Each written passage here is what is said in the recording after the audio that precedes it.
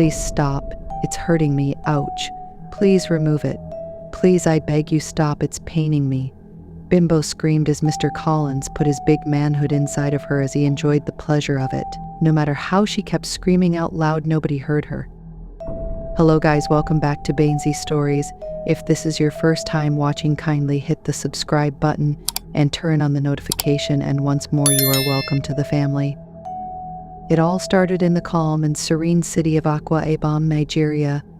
Beautiful Bimbo's life was a mosaic of ambition, talent, and the quiet yearning of a teenager striving to make her mark in the world.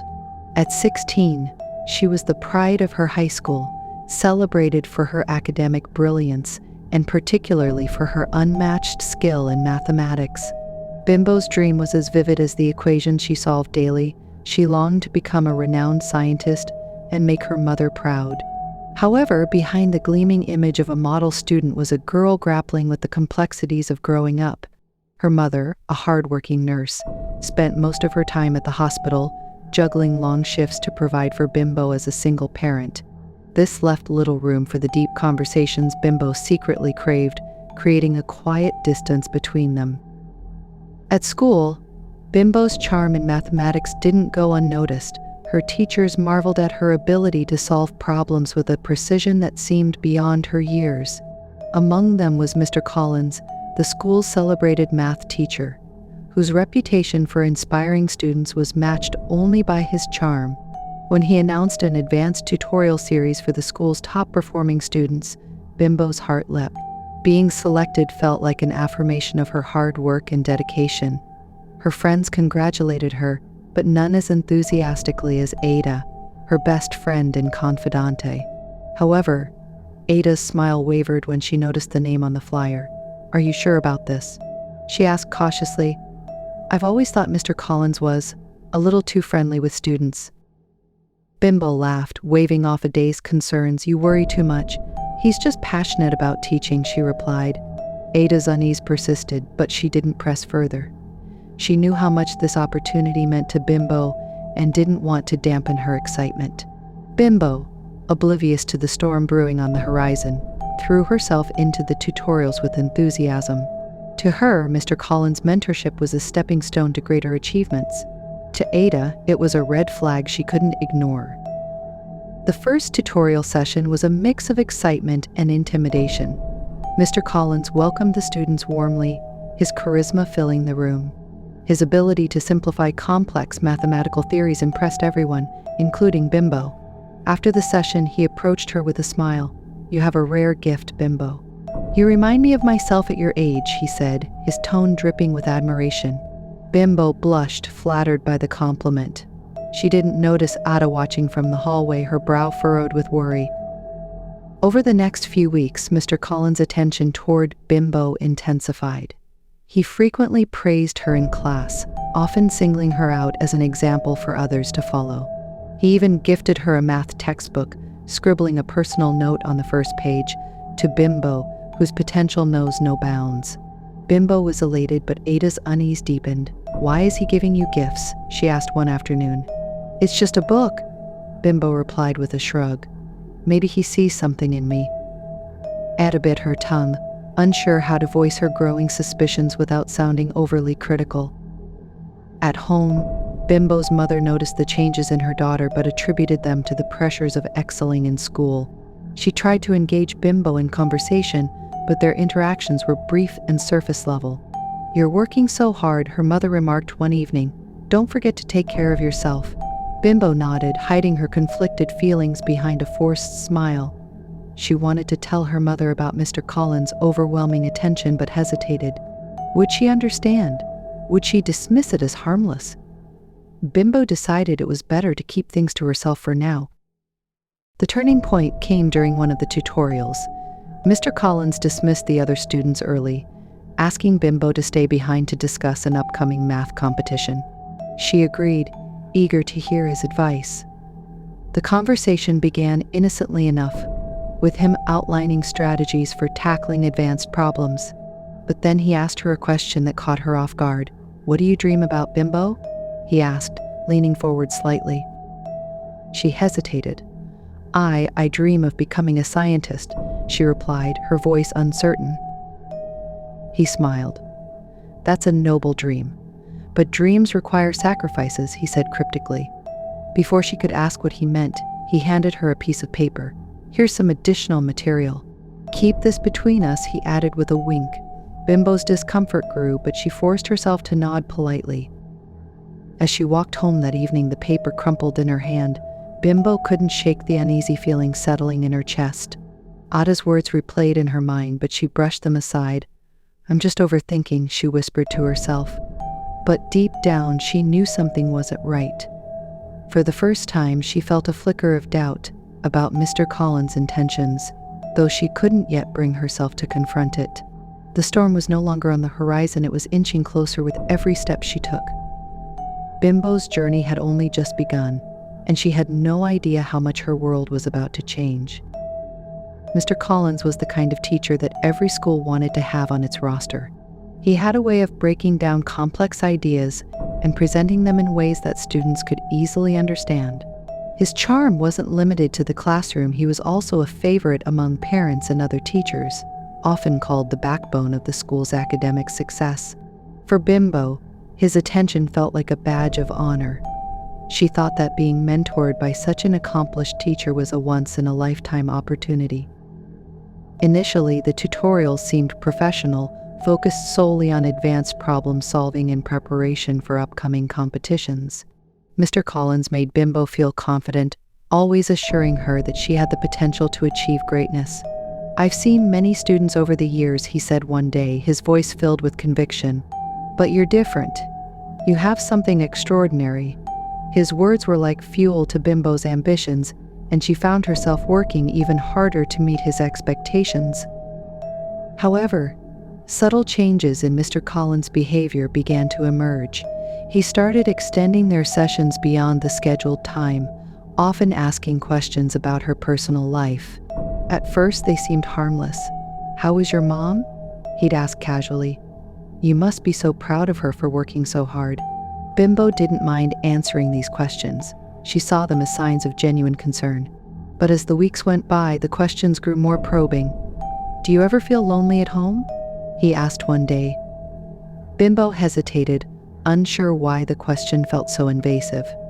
She eventually gave a non-committal response, but something about the way he asked lingered in her mind. Ada, always observant, began noticing these shifts. "Doesn't it seem strange that he's always keeping you late?" she asked one afternoon. "I mean, it's not like he's doing this with everyone else." Bimbo shrugged, unwilling to entertain the thought. "He just wants me to do well," she said, though her voice lacked conviction. Ada wasn't convinced. She decided to keep a closer eye on Bimbo and Mr. Collins, even if it meant stepping outside her comfort zone.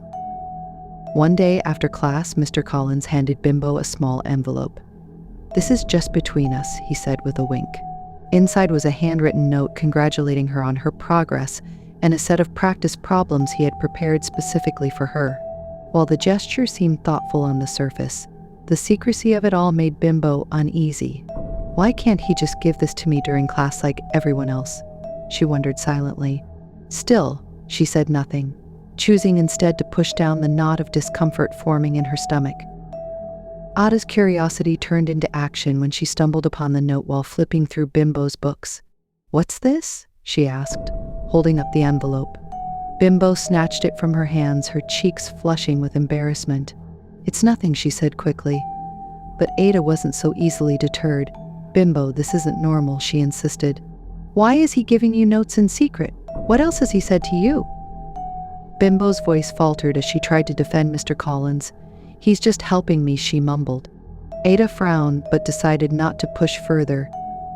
Instead, she resolved to dig deeper into Mr. Collins' behavior, determined to protect her friend, even if Bimbo wouldn't admit there was a problem. In the weeks that followed, Mr. Collins' attention toward Bimbo became increasingly exclusive. He would call on her in class, often ignoring the raised hands of other students. During one such instance, a classmate joked, "Looks like you're the teacher's favorite." Everyone laughed, but Bimbo felt her face burn with embarrassment. She wanted to protest, to say that it wasn't like that, but she couldn't find the words. Her discomfort grew, but she felt trapped.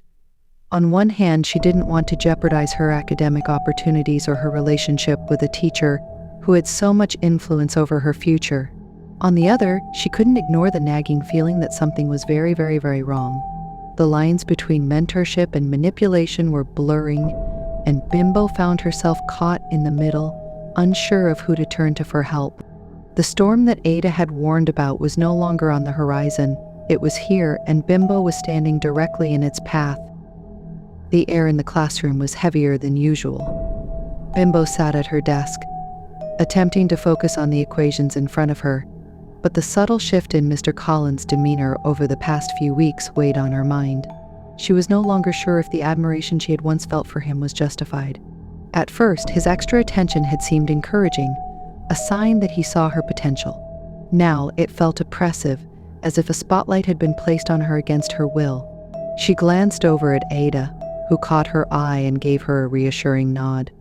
Even though they hadn't spoken about it in detail, Bimbo knew Ada suspected something wasn't right. The incident that raised the first significant red flag occurred during an after-school tutorial. Mr. Collins had asked Bimbo to stay back, claiming he wanted to review some materials with her. "You're doing so well," he began, his voice carrying its usual warmth. "But there's always room for improvement. I want to make sure you're ready for the upcoming competition." Bimbo nodded, her heart pounding slightly. She had grown used to his praise, but there was something about his tone that felt different. As he explained the problem sets, he leaned in closer than usual, his arm brushing against hers. "Do you ever think about how much you've achieved?" he asked suddenly. The question caught her off guard. "I guess," she replied cautiously. He smiled. "You're special, Bimbo, but being special comes with its own challenges. You'll find that not everyone understands greatness when they see it." Bimbo forced a smile, unsure of how to respond. The session ended shortly after, but Mr. Collins lingered. As she packed up her books, he handed her another note. "Keep this between us," he said, his tone almost conspiratorial. Bimbo took the note without a word, tucking it into her bag. Outside the classroom, Ada was waiting. "What did he want?" she asked. "Just extra practice problems," Bimbo replied, avoiding her friend's gaze. But the weight of the note in her bag was impossible to ignore. Later that evening, Bimbo unfolded the note.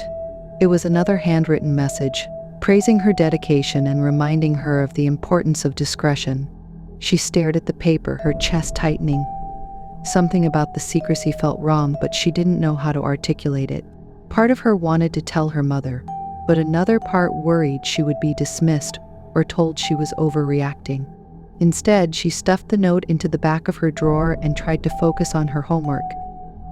Ada, however, was growing increasingly suspicious. She noticed the way Bimbo avoided talking about the tutorials, how her usually vibrant energy seemed dimmed. During lunch the next day, Ada pressed her. "Is he making you uncomfortable?" she asked bluntly. Bimbo hesitated, unsure of how to respond. "It's just he's intense," she admitted finally. "But he means well. He wants me to succeed." Ada wasn't convinced. "Bimbo, you don't have to do this alone. If something's wrong, you can tell me." The conversation left Bimbo feeling conflicted. She trusted Ada, but the idea of speaking out terrified her. What if no one believed her? What if she was wrong? The questions swirled in her mind, making it impossible to concentrate. That evening, she found herself staring at her reflection in the mirror, trying to summon the courage to confront her doubts. Deep down, she knew she couldn't keep ignoring the signs. The first cracks in her resolve had formed, and it was only a matter of time before they spread. The days that followed were suffocating for Bimbo. Mr. Collins' attention, once a source of pride, now felt like a heavy chain around her neck. His behavior, though subtle, had taken on a new intensity that she couldn't ignore. Every compliment felt like a calculated move, every lingering glance a warning. Yet, she couldn't bring herself to speak up. How could she, when he was so revered by the school and her peers? To them, Mr. Collins was a mentor, a role model, the very image of professionalism. To her, he was becoming an inescapable shadow. One particular afternoon, as she was leaving class, Mr. Collins stopped her. "Bimbo," "I need to see you after school," he said, his tone leaving no room for refusal. Bimbo nodded, swallowing the lump in her throat. Ada, who had been waiting for her near the lockers, raised an eyebrow. "Another after-school session?" she asked, suspicion lacing her voice. Bimbo avoided her gaze, mumbling, "Just for the math competition."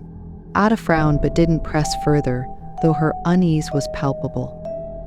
When Bimbo arrived at the empty classroom later that day, she found Mr. Collins seated at his desk, a stack of papers in front of him. "Come in, close the door," he said, his smile as disarming as ever. She obeyed, her nerves prickling. The session began normally, with Mr. Collins reviewing practice problems and offering tips. But then, the conversation shifted. "You've been quiet lately," he said, leaning forward. "Is everything okay?" Bimbo hesitated. "I'm fine," she replied, her voice barely above a whisper. He studied her for a moment before nodding. "You know, you can talk to me about anything. I'm here to help you succeed, not just in math but in life." His words, though seemingly kind, sent a shiver down her spine. Before she could get a hold of what was happening, Mr. Collins planted a deep kiss on her lips. She forced a smile, but confused at the same time. But before she would know what was happening, Mr. Collins was already fingering her with his left hand, while his right hand held her warm bobby firmly, and in a split second Chioma let out a loud moan, pleading with Mr. Collins. "Please, sir, it's paining me, take it out." Mr. Collins replied her by saying, "Don't worry, this won't take long, I'm almost there." The loud shouting of Bimbo got Mr. Collins worried, so he stopped and began warning Bimbo. "If you dare tell anyone about this, it will be the end of your dreams," he muttered quietly as she gathered her things to leave. He placed a hand on her shoulder. "Remember, Bimbo," he said, his voice soft but firm. "Greatness comes with challenges, and not everyone will understand your journey." "But I do." That night, Bimbo lay awake, staring at the ceiling, thinking of what had happened earlier that day, and the weight of Mr. Collins' words pressed heavily on her chest. She wanted to tell someone, anyone, about how uncomfortable he made her feel. But every time she thought of speaking up, a voice in her head stopped her. What if they don't believe you? What if they think you're making it up? What if it ruins everything? The fear of being dismissed or misunderstood kept her silent, even as her instincts screamed for her to act. Ada, meanwhile, had been quietly observing her friend's growing distress. She noticed how Bimbo flinched whenever Mr. Collins approached her in the hallways, how her laughter had become forced, how she avoided talking about the tutorials altogether. Determined to uncover the truth, Ada decided to take matters into her own hands. She began subtly questioning other students, gathering snippets of information that hinted at a pattern of unusual behavior from Mr. Collins. Though no one had concrete evidence, whispers of discomfort and unease began to surface. One day during lunch, Ada confronted Bimbo directly. "Listen," she said, her tone firm but gentle. "I don't know what's going on with Mr. Collins, but I can see it's affecting you. You don't have to go through this alone. Whatever it is, we'll figure it out together." Bimbo felt tears prick her eyes but quickly blinked them away. She wanted to confide in Ada, to let out the whirlwind of emotions swirling inside her, but fear held her back. Instead, she whispered, "I'm fine, Ada. Really." Ada didn't believe her, but she didn't push further. She simply nodded and said, "I'm here when you're ready." As the days passed, Bimbo found herself growing increasingly paranoid. Every glance from Mr. Collins felt scrutinizing, every comment a veiled threat. She began avoiding him as much as possible, but it was no use. He always seemed to find her, whether it was in the hallway, during class, or after school. The walls of her once safe world were closing in, and she felt powerless to stop it. That evening, as she sat alone in her room, Bimbo felt the weight of her silence crushing her. She realized she couldn't continue like this. Something had to change. She needed to find her voice, no matter how terrifying the prospect. For the first time in weeks, she allowed herself to consider the possibility of speaking out. And though the thought scared her, it also brought a glimmer of hope. Bimbo didn't know what the future held, but one thing was certain: she couldn't face it alone. Ada's words echoed in her mind, a reminder that she didn't have to carry this burden by herself. And as she drifted off to sleep, she resolved to take the first step toward reclaiming her voice, no matter how small it might be. The days that followed were suffocating for Bimbo. Mr. Collins' attention, once a source of pride, now felt like a heavy chain around her neck. His behavior, though subtle, had taken on a new intensity that she couldn't ignore. Every compliment felt like a calculated move, every lingering glance a warning. Yet she couldn't bring herself to speak up. How could she, when he was so revered by the school and her peers? To them, Mr. Collins was a mentor, a role model, the very image of professionalism. To her, he was becoming an inescapable shadow. One particular afternoon, as she was leaving class, Mr. Collins stopped her. "Bimbo, I need to see you after school," he said, his tone leaving no room for refusal. Bimbo nodded, swallowing the lump in her throat. Ada, who had been waiting for her near the lockers, raised an eyebrow. "Another after-school session?" she asked, suspicion lacing her voice. Bimbo avoided her gaze, mumbling, "Just for the math competition." Ada frowned but didn't press further, though her unease was palpable. When Bimbo arrived at the empty classroom later that day, she found Mr. Collins seated at his desk, a stack of papers in front of him. "Come in, close the door," he said, his smile as disarming as ever. She obeyed, her nerves prickling. The session began normally, with Mr. Collins reviewing practice problems and offering tips. But then the conversation shifted. "You've been quiet lately," he said, leaning forward. "Is everything okay? Or is it about what we did together the last time?" Bimbo hesitated. "I'm fine," she replied, "and I don't know what you are talking about," her voice barely above a whisper. Mr. Collins drew closer to Bimbo with his arms wrapped around her waist, Bimbo showing signs that she was not interested in letting her teacher have his way again. She managed to push him backwards. For a moment, the tense atmosphere grew more. He studied her for a moment before nodding. "You can talk to me about anything. I'm here to help you succeed, not just in math, but in life." His words, though seemingly kind, sent a shiver down her spine. She forced a smile, murmuring a polite thank you. As she gathered her things to leave, he placed a hand on her shoulder. "Remember, Bimbo," he said, his voice soft but firm. "Greatness comes with challenges, and not everyone will understand your journey. But I do." Ada had always been the observant one, the kind of friend who noticed the subtle changes that others often missed. It didn't take her long to sense that something was off with Bimbo. Her friend's bubbly demeanor had dimmed over the past few weeks, replaced with a quiet tension that seemed to shadow her every move. Ada had tried to broach the subject before, but each time Bimbo had deflected with a forced smile or a half-hearted excuse. However, Ada was no longer convinced that things were fine. One morning, as Ada waited for Bimbo by their usual spot near the school's front gate, she decided to try a different approach. She would observe first, ask questions later. When Bimbo arrived, her gaze was downcast, and her steps lacked their usual bounce. Ada greeted her cheerfully, trying to elicit a genuine smile, but Bimbo's response was muted. "You're late today," Ada said lightly, hoping to draw her out. Bimbo nodded, mumbling something about being held up at home, but Ada could tell she was hiding something. The next day, Ada went to the school counselor, an old woman in her mid-50s. Without mentioning Bimbo by name, she described her concerns about Mr. Collins and the whispers she'd heard from other students. The counselor listened attentively, her expression growing serious as Ada spoke. "Thank you for bringing this to my attention," she said. "I'll look into it, but please encourage your friend to come and talk to me directly if she feels comfortable."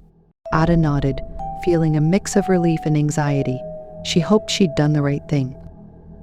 Meanwhile, Bimbo continued to wrestle with her own fears. She knew Ada was trying to help, but the thought of speaking out terrified her. What if no one believed her? What if Mr. Collins found out and retaliated? The questions swirled in her mind, paralyzing her. However, deep down, a small part of her felt grateful for Ada's persistence. For the first time in weeks, she began to consider the possibility of seeking help. The road ahead was still uncertain, but with Ada by her side, she felt a glimmer of hope. That day, Ada approached her during lunch, her expression resolute. "We need to talk," she said firmly, pulling Bimbo aside. Ada's voice lowered, her words pointed and deliberate. "I know you're scared, but whatever is going on with Mr. Collins has to stop. I've been asking around, and you're not the only one who feels uncomfortable around him." Bimbo's stomach twisted at Ada's revelation, but she tried to push it aside. "I'm fine, Ada," she replied, her voice barely audible. But Ada wouldn't relent. "No, you're not. I spoke to the school counselor about him. You don't have to go through this alone. Please trust me." The mention of the counselor felt like a lifeline and a threat at the same time. Bimbo's heart raced as she tried to process Ada's words. She wanted to believe that seeking help would make things better, but the fear of what might follow kept her rooted in silence. What if Mr. Collins found out? What if no one believed her? Bimbo felt trapped in a web of doubt and fear, unable to see a way out. That evening, Bimbo finally broke. She found herself sitting at the kitchen table with her mother, the words spilling out in a torrent of fear and desperation. Her mother's face shifted from confusion to horror as she listened to her daughter's story. "Why didn't you tell me sooner?" her mother asked, her voice trembling. Bimbo could only shake her head, unable to explain the fear that had kept her silent for so long. She asked her daughter in suspicion, "Did he touch you?" Bimbo nodded affirmatively with tears in her eyes. At that moment, an unimaginable fury built up in her mom's eyes. She could not wait to storm the school the next morning. That night, there was an eerie silence in the house. Bimbo's mom laying in bed with disbelief, but consoling her daughter, telling her, "I wish I was always available to help you out with your assignments." She knew if she had always made out time for her daughter, her teacher would not have had the opportunity to do this to her. The following day, Bimbo's mother stormed into the school, demanding to speak with the principal.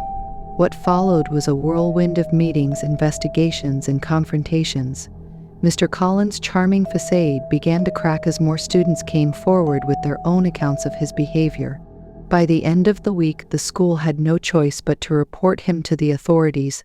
The police came in their trucks and whisked him away that morning as all the other teachers watched in shame. Watching him being escorted out of the school in handcuffs should have brought Bimbo relief, but instead, it left her with a lingering unease.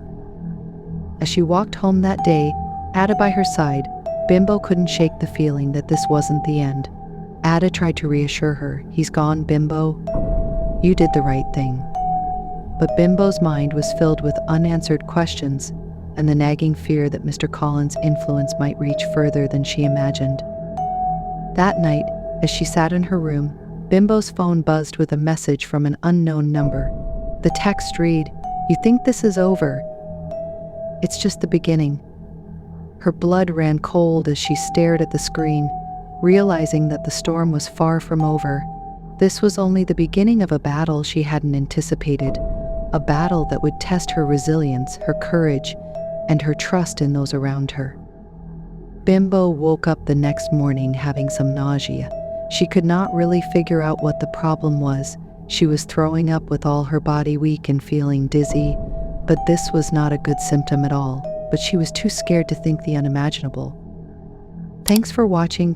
Please make sure you hit the subscribe button and turn on the notification bell so you get notified when we post the part 2 of this story.